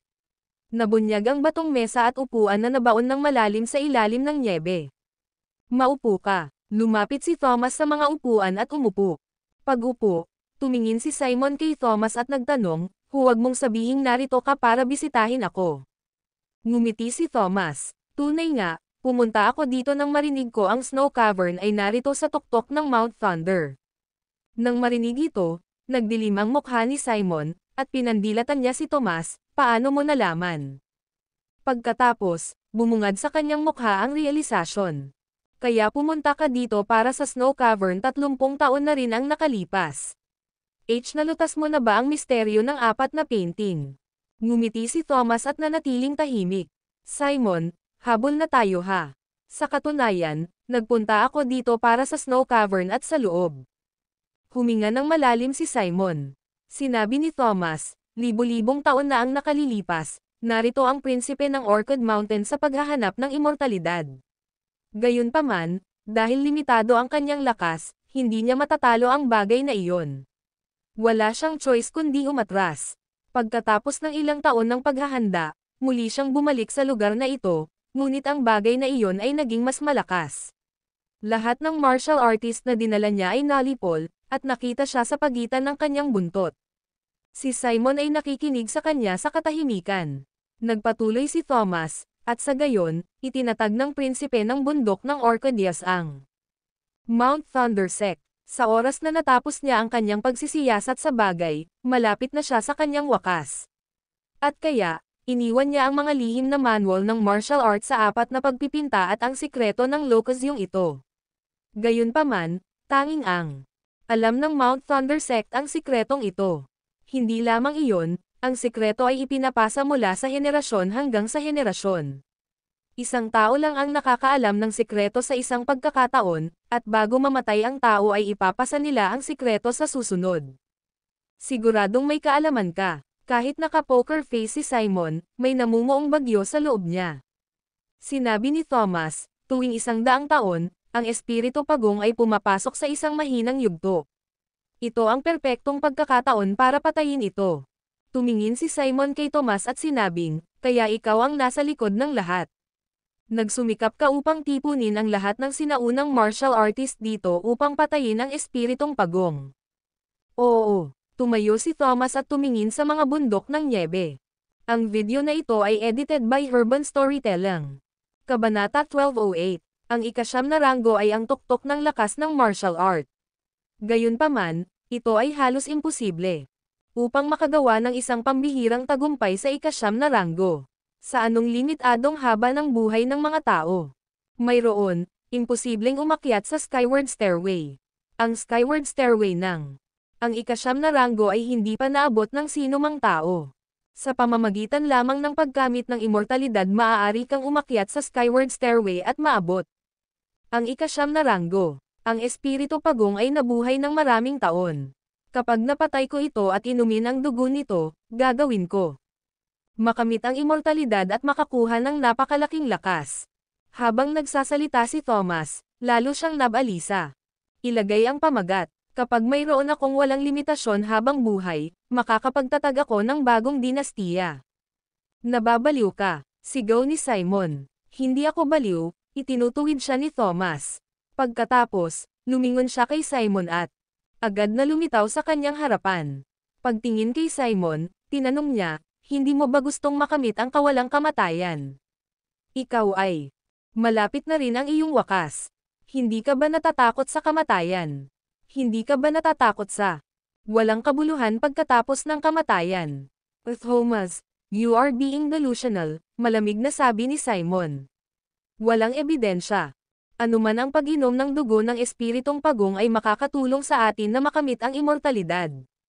Ang impormasyong ito ay iniwan ng prinsipe ng Orchid Mountain, na hindi medyo sigurado sa pagiging tunay nito mismo.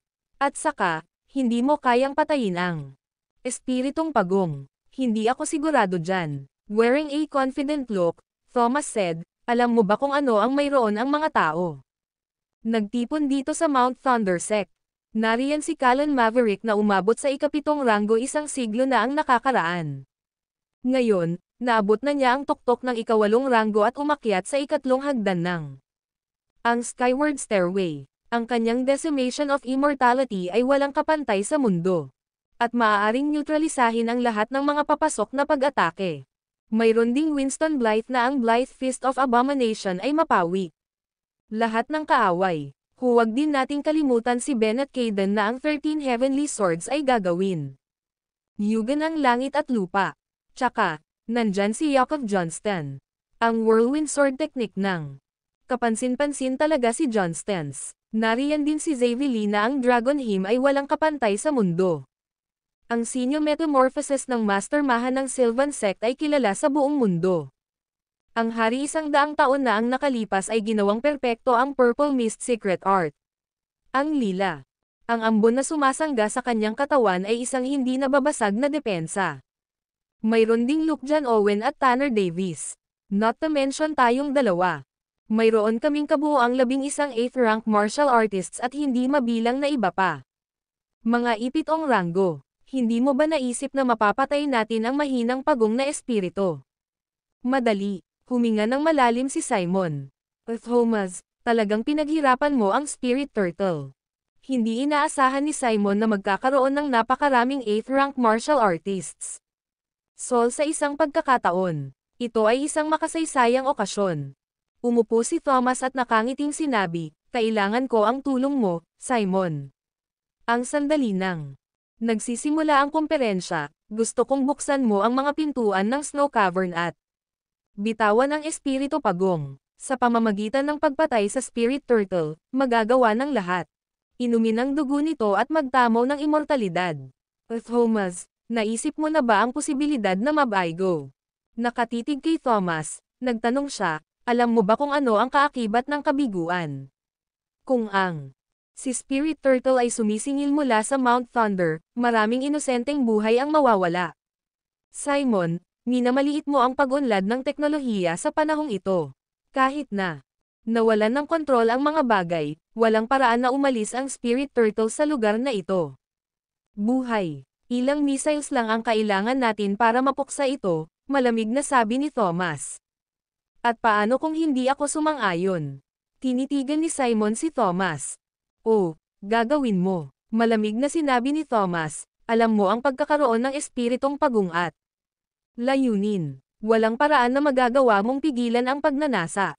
Dahil sa iyong mga aral ng ninuno, gayunpaman, hindi mo maibubunyag ang lihim na ito, meron ako. Nagdala ng grupo ng mga makapangyarihang martial artist dito na walang kamalayan sa espiritu.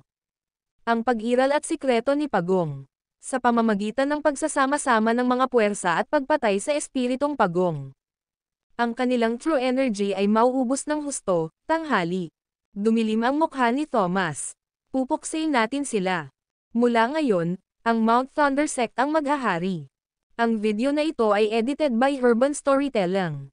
Kabanata 1209. Ano sa tingin mo, Simon? Tumingin si Thomas kay Simon. Kailangan niya ang kanyang kooperasyon. Kahit na ang mga tauhan ng Prince of Orchid Mountain ay ganap na nalipol.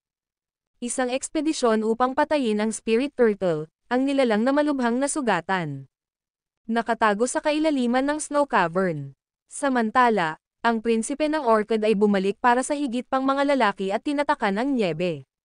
Yungib. Tanging ang mga tagapagmana ng Mount Thunder Sect ang maaaring i-deactivate ang mga mekanismo. Kung walang tulong ni Simon, hindi makapasok si Thomas sa snow cavern. At akitin ang espiritu Pagong.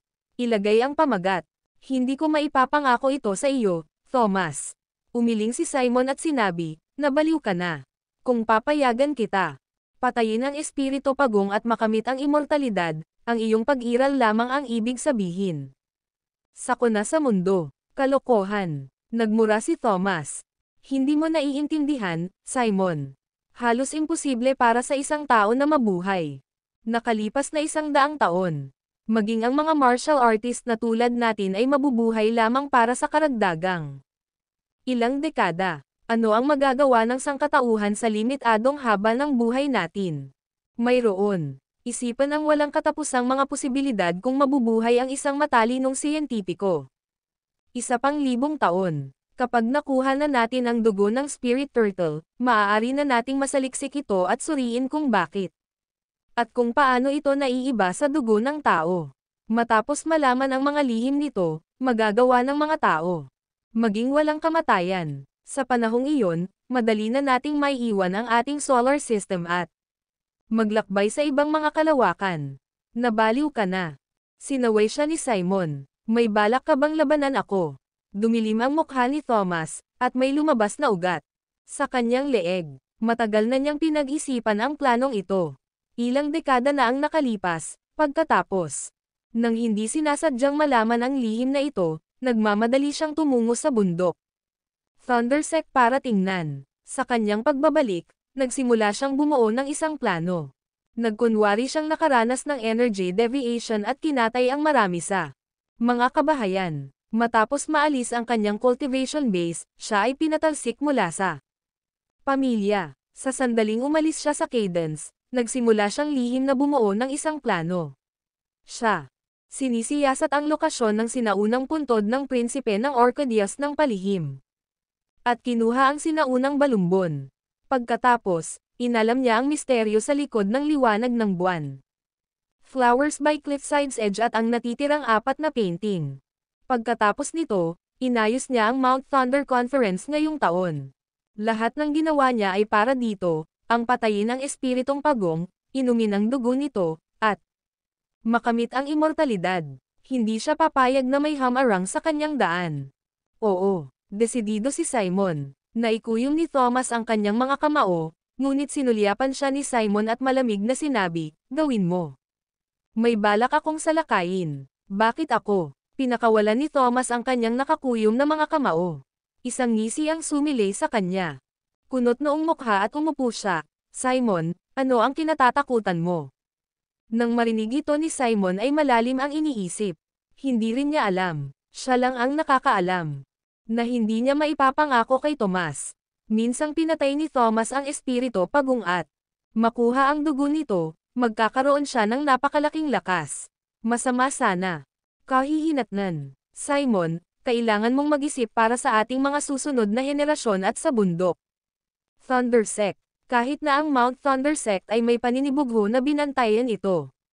Lihim sa loob ng libu-libong taon, ano ang natamo mo bilang kapalit? Sinubukan siyang hikayatin ni Thomas. Gayunpaman, kahit anong pilit niya, Simon ay matatag. F***, galit na galit, binasag ni Thomas ang mesa, na bumagsak sa mga durog na bato. Siya, galit na tumayo at tinuro si Simon, "Pinagagawa mo ako nito, Simon, huwag. Sisihin mo ako dito." Tapos, tumalikod na siya para umalis. Kumunat ang noo ni Simon. Natatakot siya na si Thomas ay kumilos ng walang ingat. Sa isang kisap mata, humarap siya kay Thomas at hamarang sa kanyang dinadaanan. Siya, malamig na tanong, "Ano ang balak mong gawin? Dahil tinanggihan mo ang aking alok, maaari ko lamang lipulin ang lahat ng iyong mga alagad at ang nakababatang henerasyon. Pupunasan ko ang lahat ng bakas ng Mount Thunder Sect. Pagkatapos, lahat, hindi na kailangan pang umiral. Kung wala ka, makakahanap ako ng paraan para makapasok." The Snow Cavern Myself, mataimtim na sabi ni James. Ang video na ito ay edited by Urban Storytelling. Kabanata 12:10. Si Simon ay inilagay sa isang mahirap na posisyon. Siya ay tumitimbang ng mga kalamangan at kahinaan. Ang kawalang kamatayan ay tiyak na nakakaakit sa lahat, kabilang ang kanyang sarili. Habang malapit na siyang mamatay, lalo siyang natakot sa kamatayan. Gayunpaman, mas nag-aalala siya tungkol sa mga bagay na lumalala nang wala sa kontrol. "Thomas, kaya mo ba talagang patayin ang Spirit Turtle?" tanong ni Simon. Kahit na binantayan niya ang lugar na ito sa loob ng isang siglo, hindi pa siya nakapasok sa Snow Cavern. Dahil dito, wala siyang alam tungkol sa hitsura o lakas ng Spirit Turtle. Ang impormasyon ay ipinasa sa pamamagitan ng word of mouth mula sa kanyang mga nauna sa Mount Thunder Sect mula sa henerasyon hanggang sa henerasyon. Walang anumang mga record. "Oo naman, buong kumpiyansa," sinabi ni Thomas, "ano ang silbi ng narito kung hindi ko ito mapatay? Sabihin mo sa akin ang tungkol sa iyong plano." Ngumiti si Thomas. Naglakad siya papunta sa mga upuang bato at umupo. Umupo si Simon sa tapat ni Thomas, nakakunot ang kanyang mga kilay.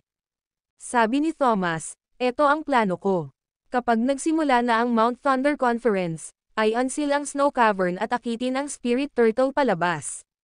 Kailangan lang nating manood sa gilid habang ang iba ay pagod na pagod sa pagsisikap na talunin ito. Kapag natalo na nila ang Spirit Turtle, ang kanilang true energy ay lubhang mauubos. Sa ating lakas, madali nating mapatay silang lahat at kunin ang Spirit Turtle para sa ating sarili." Narinig ko na ang Spirit Turtle ay puno ng pakinabang. Sa pamamagitan ng pagkonsumo ng dugo ng isang Spirit Turtle, maaari nating lubos na mapataas ang ating lakas. Hindi lamang iyon, ngunit maaari rin nating makamit ang immortalidad. Sa panahong iyon, gagawin namin. Kalaunan ay umabot sa ika-9 na ranggo. Pagdating ng panahon, ang Mount Thunder Sect ang magiging pinakamakapangyarihan sa mundo. Samantala, habang hawak ang dugo ng espiritong pagong, sasaliksikin ko ang mga katangian nito. Marahil ang lahat ng sangkatauhan ay magiging immortal din. Tiyak na may isip mo ang walang katapusang mga posibilidad na kasama nito. Nang marinig ito, malamig na nagtanong si Simon, "Ito ay tiyak na isang nakakaakit na alok, ngunit paano kung mabaigo ang iyong plano? Sabi ni Thomas, nakaisip ako ng walang kabuluhang plano. Kung hindi natin mapatay ang Spirit Turtle, maaari tayong gumamit ng high-tech na armas para lipulin ito. Sa ganoong paraan, kahit na mabaigo tayo, may makukuha pa rin tayo mula rito. Nang marinig ito, tumahimik si Simon. Alam niya na binuo ni Thomas ang planong ito ilang dekada na ang nakalipas para sa araw na ito. Hindi niya kayang pigilan siya. Sa sandaling galit, maaaring magpasya si Thomas na lipulin ang Mount Thunder Sect. Para sa kapakanan ng sekta, wala siyang nagawa kundi ang makipagtulungan kay Thomas. Gayunpaman, sa katotohanan, mayroon siyang lihim na motibo. Siya ay interesado upang makita kung ang espiritu. Ang dugo ni Pagong ay maaaring magbigay daan sa kanila na makamit ang immortalidad at maabot ang ika-9 na ranggo. Kung tungkol sa pagtalikod sa iba, wala siyang matibay na opinyon sa bagay na iyon. Pagkatapos maayos ang lahat, buburahin natin ang Gusek, sabi ni Simon pagkatapos ng maikling sandali. Ang ilan sa loob ng Gusek ay masyadong ambisyoso. Samantala, umakyat si Callan Maverick sa ikatlong hagdan ng Skyward Stairway. Ang kanyang lakas ay halos walang kapantay, kahit nasa kasaysayan. Oo naman, nakangiting sabi ni Thomas, it's a deal, then. Aasa ako sa iyo pagkatapos magsimula ang komperensya. Mag-leave ako. Kakling, tumayo siya at umalis. Pagkaalis niya ay dumilim ang mukha ni Simon. Habang pinagmamasdan ang paatras na figure ni Thomas, huminga siya ng malalim. Hindi ko akalain na si Thomas ang utak sa likod ng Mount Thunder Conference. To think na nakuha na niya ang 4 na paintings at na-unravel ang misteryo sa likod ng mga ito. Noon, sinabi sa akin ng Grand Patriarch na ang mga painting ng Ancient Four ay hindi lamang naglalaman ng signature martial arts skill ng Prince of Orchid kundi pati na rin ang lahat tungkol sa Snow Cavern at ang mga kahinaan ng Spirit Turtle. Iniisip ko kung gaano kalakas si Thomas ngayon. Hindi naglakas loob si Simon na isipin. Isa lang ang matitiyak niya, nagkaroon ng hindi maisip na lakas si Thomas. Walang sino man sa buong sinaunang martial world ang makakalaban sa kanya. Sana hindi tayo sasapitin ng sakuna. Napabuntong hininga si Simon.